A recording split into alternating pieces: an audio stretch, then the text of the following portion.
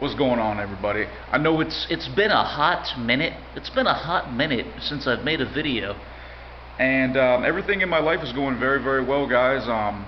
Sometimes the toughest decisions or the biggest decisions are the best.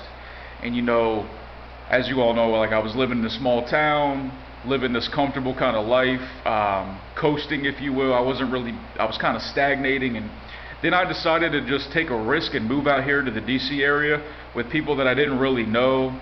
Start a completely different job, which my new job is going very, very well. I'm actually starting to make bank. I'm waiting tables. Essentially, I'm a server at this brewery, and it's a high-end type of place. And man, shit's going very, very well for me, guys. I'm very, very glad that I made this decision. And like I said, it was a big decision. It was a kind of a somewhat risky decision, man, but it was a great decision.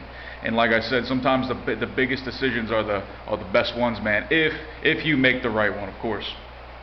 But I want to talk just a little bit about Anthony Bourdain and just talk a little bit about that. And like when I heard the news, I was actually at work, and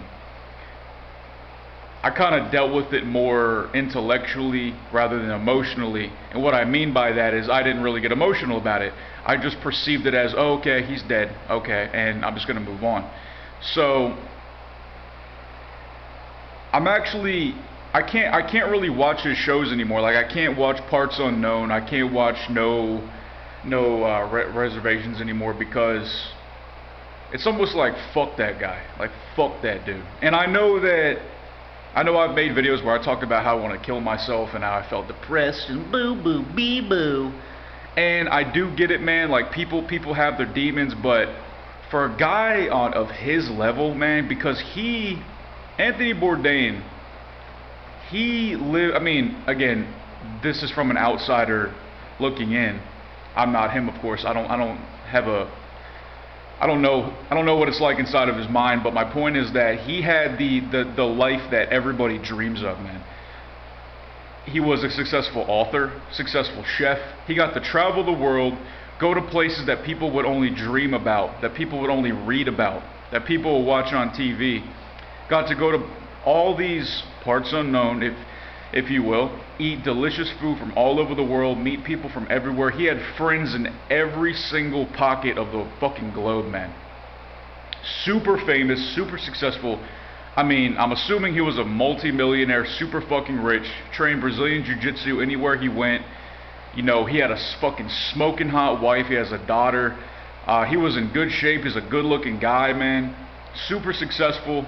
And then he hangs himself with a belt from his bathrobe. I mean, like what a way to end that journey, man. So like everything that he accomplished in his life led up to that. Led up to him in a hotel room. As far as I know, he was in a hotel room in Paris, and he fucking hangs himself on a doorknob with a piece of cloth.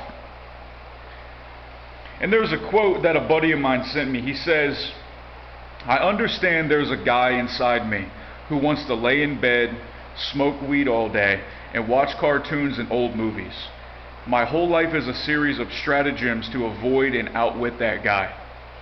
And I guess I wanted to talk a bit about that. Is, I have that voice inside of me too, where I know I need to do things in my life. I know I have to get up out of bed and work, and I know that what am I trying to say here? I'm basically trying to say that in order to be successful in life, yes, you have to get out of bed. Yes, you have to work hard. And there's always that voice in my head telling me that, oh man, it's all good, man. That the hard work, it ain't worth it. Basically, it's my inner bitch. It's basically my inner bitch. My inner bitch is telling me that success doesn't matter, that life is meaningless no matter what you accomplish. And after kind of thinking about that, and how Anthony Bourdain killed himself, and how many people across the world that he inspired to maybe quit their job and achieve their like go after their dreams, how many people he inspired to travel the world, to experience like a new type of culture, or just anything like that.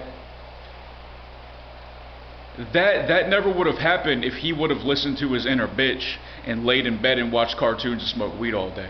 So that's kind of my point, is that everybody has that inner bitch inside of them telling them that their success is meaningless, that it's all good, man, just lay in fucking bed all day and don't do shit. When really success is meaningful, not only to yourself but all the other people that you will inspire with your success, and that kind of motivates me to want to keep on pushing it. Now, I'm not saying that I'm going to equate to Anthony Bourdain. I'm not saying that I'll ever get to his level in terms of, like, you know, having that reach, having that influence on people. Maybe I will one day, because I know that he didn't really get successful till he was in his 30s or 40s, and I'm still about 30 years old. So basically what I'm trying to say is that I'm in a position right now where I have every opportunity to succeed, but I have every opportunity to sabotage myself and to get in my own way, which I've done many, many times in the past. You all know I have. You've seen me do it, and I really don't want to. I don't want that shit to ever happen again, man. I'm surrounded by people who are a very positive influence. I'm not around drugs. I'm around people that care about me. It's very, very good, and I have every intention of being an Anthony Bourdain type of guy. And what I mean by that is being somebody who still travels, being somebody who has an influence on people, being somebody who inspires people in a positive direction, but I don't want to kill myself with a fucking bathrobe belt in a hotel room in Paris when I'm 61 years old. Now, will I kill myself one day? Hey, man, I'm not a fucking fortune teller. I'm not a fortune teller, man. I bet that Anthony Bourdain, he probably didn't think that his life would end that way, but it did. And I'm still mad at him, man. I'm still mad at him. Like, why, dude? And that kind of makes me think about the times I've talked about how I want to commit suicide in my videos. It's like, again, I'm not Anthony Bourdain. I'm not on his level. Nowhere close to his level in terms of like followers and fanfare. You know, like, you guys know what I'm saying. But my point is that I do have people out there who do like my content. You guys do like to listen to me, and you guys do enjoy the things I have to say, at least for the most part. And if I were to kill myself, a lot of you would be like, man, fuck that guy, man. No Joe Coward was cool. He traveled to Cambodia. He did all these cool things. He was funny. He was interesting. Blah, blah, blah, blah, blah. And then he kills himself. Man, fuck that dude. And I would never, you know, then I'd be forgotten. And I guess my ego is kind of like that. My ego kind of tells me, hey, man, like I don't want to be forgotten. I don't want to have people say, well, fuck that guy for killing himself. I want people to remember me in a very good way, as a guy who had his ups and downs, but as a guy who influenced people in a positive way, in a positive direction, and had some interesting things to do and say. So that's all I really have to say about Anthony Bourdain, man. Super fucking depressing. Maybe one day I'll come around and I'll watch his shows again. But for right now, man, like it's kind of hard to watch him on TV, knowing that he killed himself. Like, I could see if he died, if he got in an accident and he died, like, that's totally different. But he intentionally ended his life, man. It just goes to show as well. And I know it's kind of corny to say, but money and success does not buy happiness. I mean, like, that's a very, very true. It's like a fundamental truth, that you can be as famous as you want to be, you can be as rich as you want to be, but you might end up killing yourself with a fucking bathrobe belt in a hotel room in Paris. So anyways, man, hope everyone's doing alright.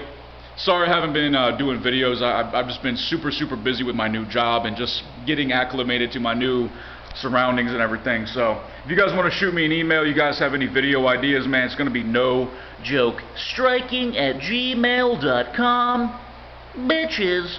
Fuck Instagram. I don't do that bullshit anymore. It's a waste of time. Check me out on Facebook, guys. Facebook.com/nojokecoward.